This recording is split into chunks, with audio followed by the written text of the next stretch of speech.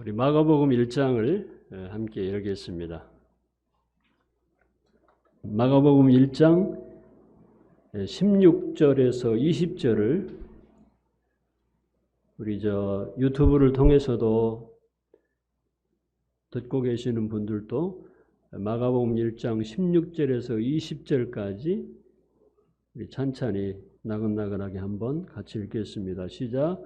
갈릴리 해변으로 지나가시다가 시몬과 그 형제 안드레가 바다에 금을 던지는 것을 보시니 그들은 어부라. 예수께서 이르시되 나를 따라오라.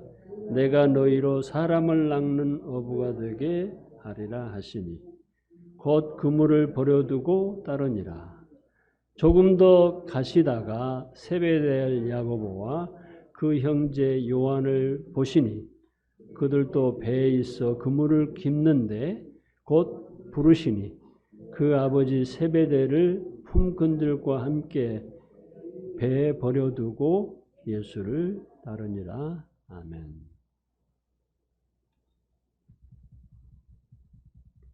저는 이 말씀을 이렇게 읽으면서 예수님께서 예루살렘이 아닌 왜 변방에서 사역을 시작하셨을까? 갈릴리 지역은 이스라엘의 북서부, 아무튼 북서부 쪽이잖아요. 변방이라고 볼 수 있습니다. 주로 예루살렘을 중심으로 그럴듯한 유대인들이 살고 있었고, 또 이방의 침략을 많이 받아서 이방의 피가 많이 섞인 사마리아 지역이 그 우회이고, 또 좀 더 가면은 또 이방인의 어떤 여러 가지 영향을 많이 받은 갈릴리 지방이 있는데, 예수님께서 예루살렘을 중심으로 유대 남방에서 사역을 시작하지 않으셨을까? 사마리아도 아닌, 물론 사마리아는 지나가시는 중에 수가성의 여인에게 한 번 복음을 전했던 것이 기록이 돼 있지요. 근데 왜 갈릴리로 가셨을까를 생각을 해보게 됐어요.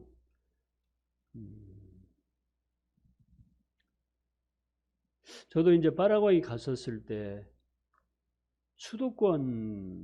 수도는 아니었는데 바로 수도 옆에 한국 사람이 이제 제품업을 하기 위해서 공장 겸 사택으로 쓰려고 지어진 집이, 전에 가보신 분들은 거기서 함께 좀 보셨습니다만은, 넓은, 이런 비교적 넓은 그런 집을 이제 임대를 하게 됐는데, 이제 내 생각 속에 여기서는 이제 주일학교도 하고 학생회도 하고 청년회도 하고 호실이 나눠져 있어서, 야, 초기 선교하기에는 참 좋은 곳이다.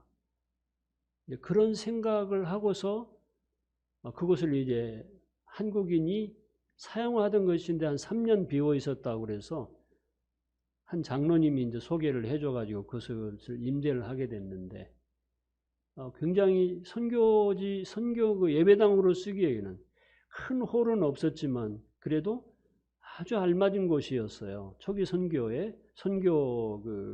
하는데 그 장소로서는.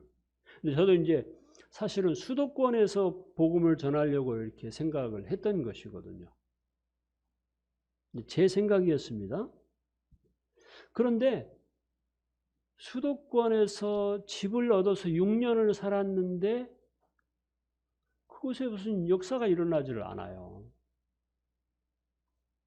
주로 이제 교민들을 찾아다니면서 복음을 전했는데 멀리 그야말로 우리 집에서 6시간 또 6시간 또 한 대략 6시간 이렇게 돌아서 화요일 날 출발해 가지고 금요일 날 집으로 이제 돌아왔는데, 물론 그때는 뭐 스페인어를 모르기 때문에요. 그리고 이제 그 주변 사람들에게 복음을 전해 보려고 이렇게 이제 식사 초대도 하고 이렇게 했는데, 그곳에서는 어쨌든 처음에 초기 때부터도요, 사람들이 더해지지를 않는 거예요. 관심을 가지고 복음을 전했는데도 불구하고 더해지지를 않은, 참 이쪽에서 이제 어떤 희망을 가지고 아이들도 하고 뭐 이렇게 하려고 그러는데 안 되는 거예요. 그게요. 계획대로. 근데 한 1년 반이 됐는데요. 현지인들을 만나게 됩니다. 현지인들 가운데서도 원주민들, 인디오들을 만나게 되는데, 인디오들을 만나는 그 순간에 1년 반 만에 하나님께서 이들을 위해서 나를 보내셨구나. 그 1년 반 동안은 참 답답한 시간이었습니다. 왜 나를 이곳에 보내셨는가? 한국에서 내가 일할 것이 없어서 보내셨는가? 교민들을 만나도, 주변에 사람들을 만나도 굉장한 반응을 볼 줄 알았는데 1년 반 동안에 교민 2사람이 침례를 받았어요. 그것도요, 가까운 데가 아니었습니다. 멀리 돌아다니는.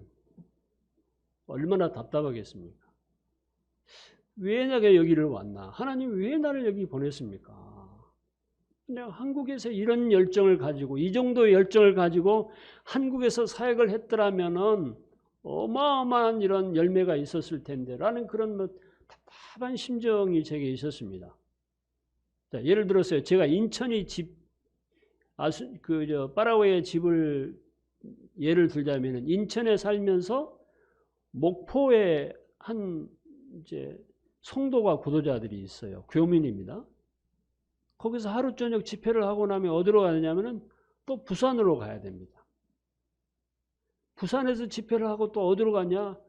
평양 쪽으로, 평양만큼의 또 거리로 가야 돼요.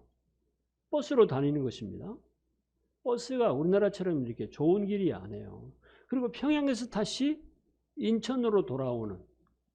그래서 월요일 날 스페인어 공부하고, 토요일 날 스페인어 공부하고, 주일 날은 모여서 이제 예배를 드리고 성찬식을 갖고 이제 쉬면서 그랬는데, 답답한 그런 1년 반 동안을 보내다가 원주민들을 만나면서 주님이 이 사람들을 위해서 나를 보냈구나 하는 사실을 이제 알게 됐어요. 그때 이제 박준혜 형제님 한번 다녀가셨는데, 원주민들 이제 얄예꼼이라는 그 부족 마을에 집회에 한번 오셨는데, 그분이 그러시더라고요. 형제님 처음에 오실 때는 교민들을 이렇게 생각하고 오셨는데, 처음에 오는 그 동기가, 그런데 하나님께서 원주민들을 이렇게 위해서 보내셨군요 라는 이런 말씀을 하시더라고요. 저도 그렇게 분별하고 있었고, 그래서 예수님은 왜 갈릴리로 가셨을까라는 이런 생각을 했을 때, 그것은 예수님이 인자로 오셨는데 예수님의 계획이었을까? 뜻이었을까? 아니면 갈릴리 쪽에 나사렛에 사셨기 때문에 고향 비슷한 고향의 유역에 있는 사람들을 생각하고 내가 거기서 복음을 전해야 되겠다라는 그런 마음을 가졌을까요? 제가 생각할 때는 그런 마음이 아니고, 먼저는 하나님의 말씀을 따라갔습니다. 또 두 번째로 제가 생각하기에는 하나님의 말씀을 따라서, 그리고 오히려 그 말씀에 보면 이제 좀 알게 되는데요. 이사야서 19장 한번 열어보시겠어요? 9장입니다. 9장.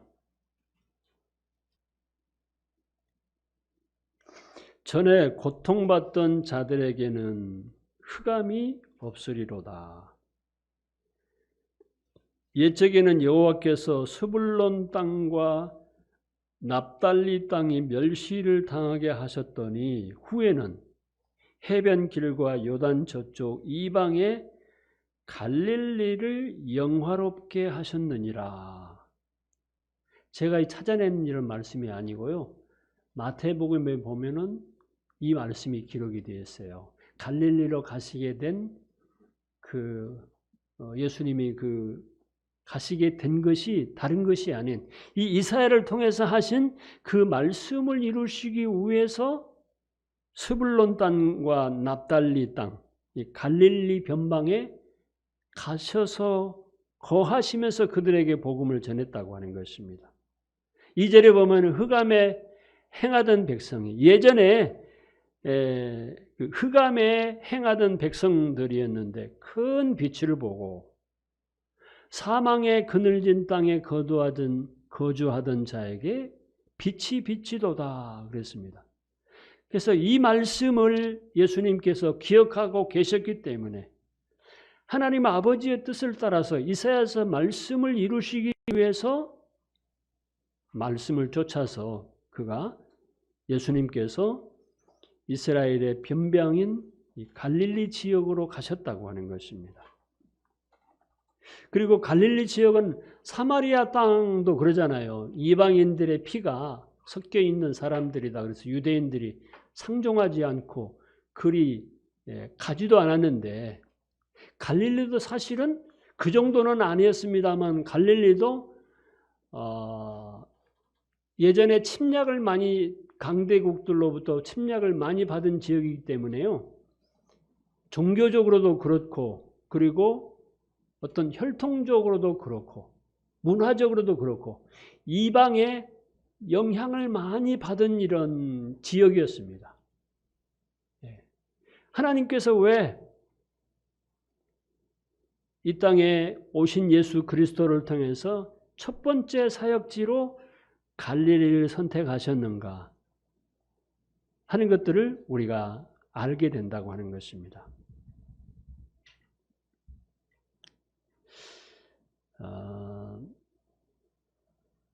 여기 이제 마가복음 다시 들어가 보시면은 갈릴리 해변으로 지나가시다가 시몬과 그 형제 안드레가 바다에 그물 던지는 것을 보시니 그들은 어부라.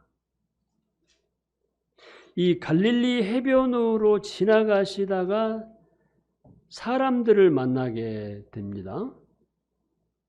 어부들이었죠. 첫 번째 누구였습니까? 시몬 베드로와 그의 형제 안드레. 그 다음에 조금 더 가더니 19절에 보니까 세베대의 아들 야고보와 그 형제 요한이더니 요한을 보시니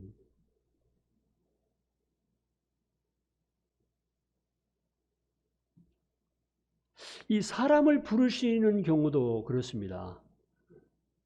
네 사람을 먼저 부르시거든요.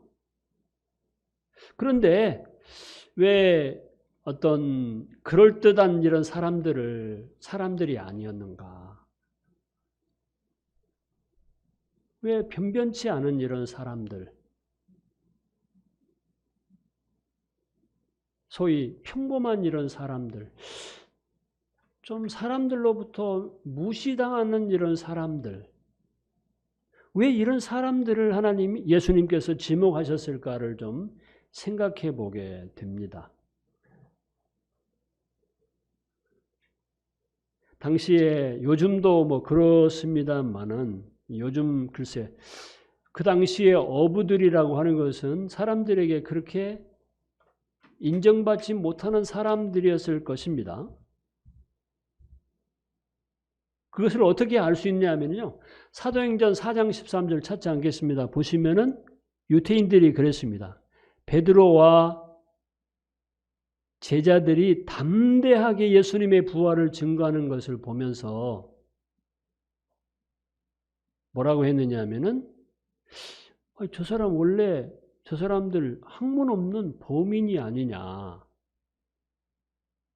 이렇게 말하면서 이상히 여겼다고 하는 것이거든요. 이게 무시했는데 저 사람 갈릴리에서 온 사람들 아니냐 어부 출신이라면서 그런데 말하는 것을 보니까 담대하거든요.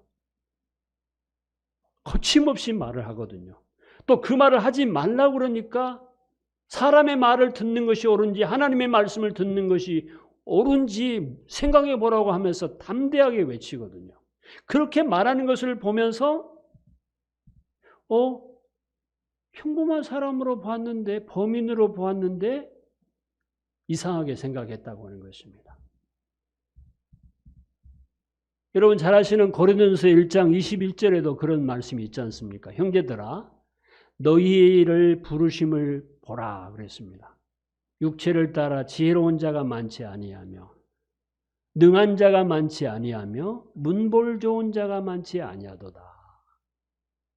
그러나 하나님께서 세상에 미련한 것들을 택하사 지혜 있는 자들을 부끄럽게 하려 하시고 세상에 약한 것들을 택하사 강한 것들을 부끄럽게 하려 하시며 하나님께서 세상에 천한 것들과 멸시받는 것들과 없는 것들을 택하사 있는 것들을 폐하려 하시나니 이는 아무 육체도 하나님 앞에서 자랑하지 못하게 하려 하심이니라 그랬습니다.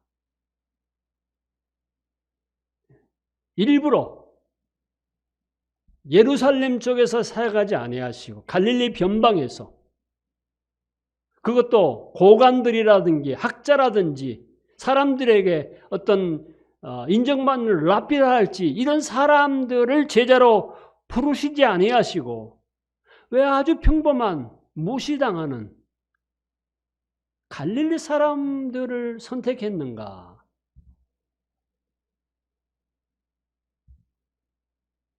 예수님도 사실은 나사렛 출신이지 않습니까? 그래서 사람들이 나사렛 예수라고 그랬습니다. 왜 예수님께서 예루살렘에 사시지 아니하시고 왜 나사렛에서 사셨을까? 나사렛 가보신 분들은 아시겠습니다만은 지금은 사람들에게 성지이기 때문에 상당히 그럴듯하게 잘 도로도 닦아져 있고 그런 상태입니다만은 그때는 나사렛은 그야말로 시골 산골 동네였습니다. 아이고 뭐 나사렛에서 선한 것이 날 수 있느냐 이렇게 말했지 않습니까 사람들이. 갈릴 지방도 마찬가지고 나사렛이라는 곳도요 선한 것이 날 만한 뭔가를 알고 학문 있는 사람들이 날 수 있는 곳이 아니라고 하는 것입니다. 유태 지방의 예루살렘 정도 돼야지 그래서 뭔가 배우는 사람들 아는 사람들 이런 사람들이 사는 곳이지 저 시골 동네 촌동네 그 갈릴리 호수 주변이라든가 나사렛 촌동네에서는 산골 동네에서는 사람이 날 수 있는 동네가 아니다. 양이나 키우고 고기나 잡고 이런 생각을 할 수 있는 보통으로 그렇게 할 수 있는 우리나라 같으면은 사람 뭐 나야 뭐 서울 사람들 그러잖아요. 서울 사람들. 여러분들은 지금 시골 사람들입니다. 아이고 서울 사람들이요. 부산도 시골입니다, 여러분. 잘 아십시오. 서울 사람들은 부산도 시골이야. 아이고 나 좀. 야, 보통 교만한 게 아니더라고. 언제부터 자기가 서울 출신도 아니면서 무슨 부산을 시골이라고.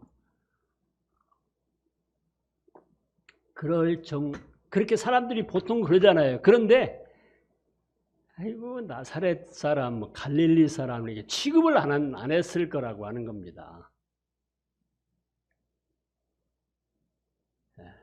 근데 왜 예수님께서 제자들을 부르실 때 그 갈릴리 사람들을 불렀을 거냐고 하는 것입니다.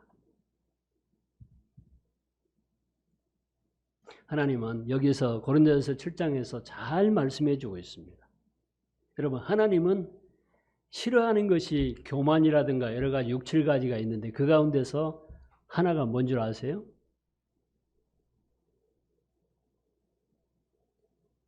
여러분 뭘 하나님이 싫어할 것 같아요? 여기 있는 사람도 한 가지씩 얘기해 보실랍니까? 하나님이 뭘 싫어하십니까? 여기 맨 마지막에 아까 읽었던 말씀 가운데 아무 육체도 하나님 앞에서 자랑하지 못하게 하려 하심이니라 그랬습니다. 자랑. 야, 그렇다. 하나님은 자랑을 싫어하는구나. 근데 사람들은 저부터도 자랑하는 걸 참 좋아하거든요. 그죠? 안 그래서 솔직히 안 그렇습니까? 난 자랑을 싫어합니다. 자랑이 안 좋다고 하는 것을 알면서도 은근하게 자랑은 아닌데 그러면서 자랑하거든요. 저도 참 어떻게 보면은 우리 사랑하는 우리 손자 손녀들 말할 때는 분수 같은 말을 합니다. 그래도 분수인지도 몰라 이렇게 말하면서 제가 그럽니다. 우리 파라과이에 있는 둘째 우리 예슬이 12월 달에 오는데요. 제가 뭐라고 사람들한테 말한 줄 압니까? 파라과이에는 예슬이 같은 애는 없다. 이렇게 이제 말합니다. 말도 안 되는 소리거든요.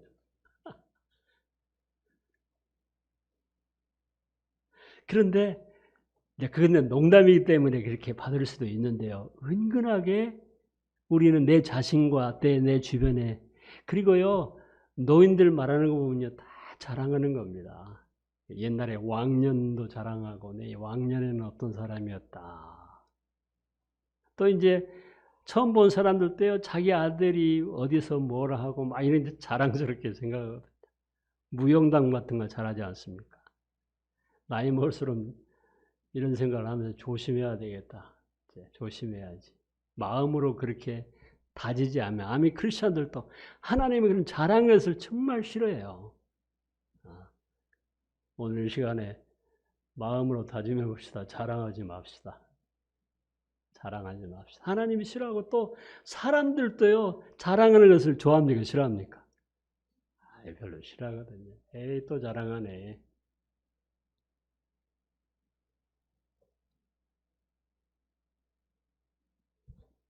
여기 앉아 계신 어떤 양반도 딸 자랑을 되게 하는 것 같더라고. 사랑스러우니까 그렇게 이제 말을 하죠. 대한민국에서 자기 딸만큼만 여자애들이 없을 거다 이렇게 생각하시는 모양이라. 그것이 사람들의 마음인데 그것은 이제 농담으로 그럴 수도 있고 사랑하기 때문에 그럴 수도 있는데 사실 하나님이 그런 일반적인 것이 말고요. 이 마음속에 뭔가 그렇게 드러내려고 하는 이런 것들에 대해서 기뻐하지 않기 때문에 범인들을 이렇게 부르셨다고 하는 것입니다. 우리들도 사실 범인들이거든요. 고관들에 비교해 보면 그렇습니다. 또 범인인 것에 대해서 감사할 줄 알아야 돼요. 이런 사람들을 부르셔서 뭔가 있는 사람들을 부끄럽게 하게 하시기 위함이었다고 말씀하고 있거든요. 그래서 구원도요. 에베소 2장 8절에 보면 8, 9절에 보면 선물로 주셨다 그랬습니다. 선물. 왜 선물로 주셨을까요? 자랑하지 못하게 하기 위해서.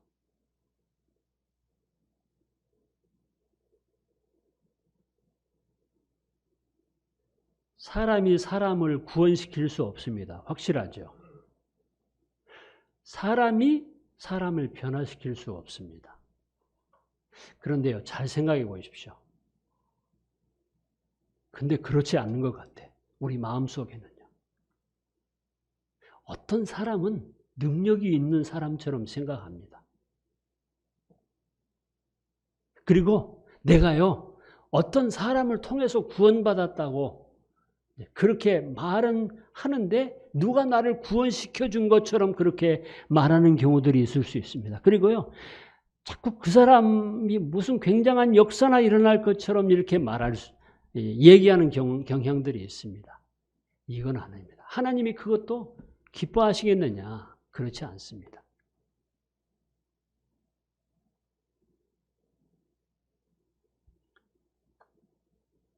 우리가 정말 의지하는 것은요, 하나님입니다. 성령님입니다.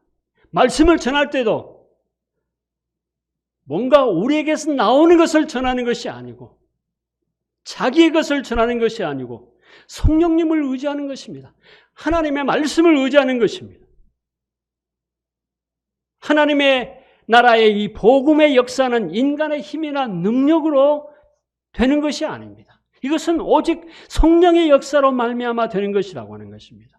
우리들이 그것을 분명하게 알아야 되는 것입니다. 이것이 바로 믿음인 것이거든요. 그런데 우리의 평소에요, 무슨 누군가가 굉장한 능력이 있어서 사람을 구원시키는 것처럼, 사람을 변화시키는 것처럼 그렇게 의식하는 그 자체가, 그것을 하나님께서 원하시겠느냐고 하는 거예요. 또 스스로가 나는 뭔가 사람을 구원시킬 수 있는 것처럼, 사람을 내가 변화시킬 수 있는 것처럼 그렇게 생각하는 것이 옳은 생각이냐고 하는 것입니다. 자기를 의지하는 것이고 어떤 전도자를 의지하는 것이거든요. 제가 선교지에서 중남미에서 철저하게 느끼고 경험한 것입니다. 스가랴서 4장 6절에 보면은 그가 내게 일러 가로되 하나님께서 스룹바벨에게 하신 말씀이 이러하니라. 만군의 여호와께서 말씀하시되 이는 힘으로 되지 아니하며 능으로 되지 아니하며 뭐라고요? 오직 나의 신으로 된 일이라고 말씀하고 있거든요. 이 사실을 우리가 분명하게 인식해야 되는 것입니다. 그러니까 우리의 구원, 이 복음을 전하는 것도 그렇고요.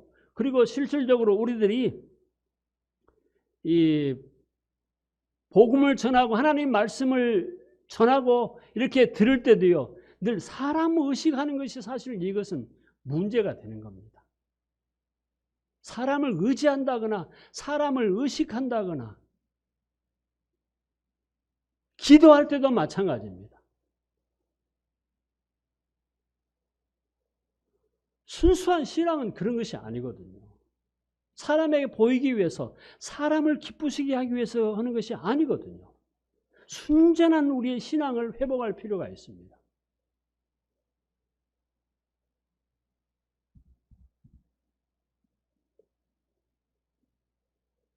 여기까지 말씀을 드리고 기도하고 드리겠습니다. 아버지 하나님,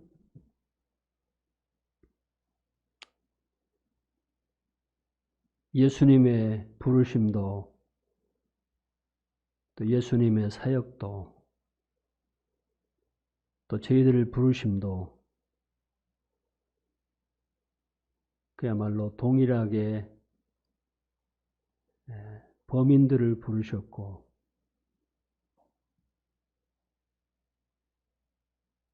또 예수님은 주님의 사람들을 예루살렘과 같은 곳에만 머물게 하신 것이 아니고 하나님의 말씀을 갈급하는 저 깊은 오지에 정말 말씀을 필요하러 하는 곳에 마음이 가난해 있는 사람들에게 당신의 사람들을 보내시기를 위하신 것을 다시 한번 생각하게 됩니다. 하나님 아버지, 저희들에게 소외된 계층의 사람들, 소외된 지역에서 범인들, 소외된 사람들, 평범하지도 못한 이런 사람들에게 더 마음을 가질 수 있도록 주님의 마음을 저희들에게 허락해 주시기를 바랍니다. 하나님의 역사는 사람들의 힘이나 능력으로 되는 것이 아닌 것도 고백합니다. 나를 의지하지 않게 해주시고 사람을 의지하지 않게 해주시고 하나님의 말씀과 성령님의 능력을 의지할 수 있도록 해 주시옵소서. 감사드리고 예수님 이름으로 기도했습니다. 아멘.